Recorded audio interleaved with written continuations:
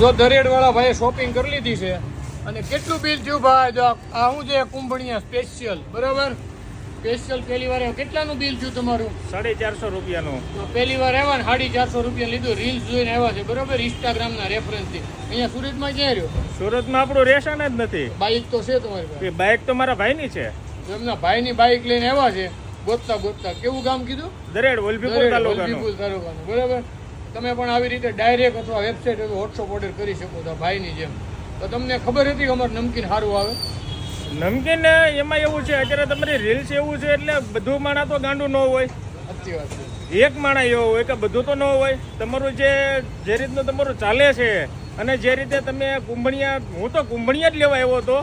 હવે એક પેકેટની મેં બીજા 4 પેકેટ લીધેલા છે. એમાં બીજા 4 લીધા છે. તો લેવા ગણતરી મારી કુંભણિયાની જ હતી, તો બી 4 પેકેટ સાથમાં લઈને જાઉં છું.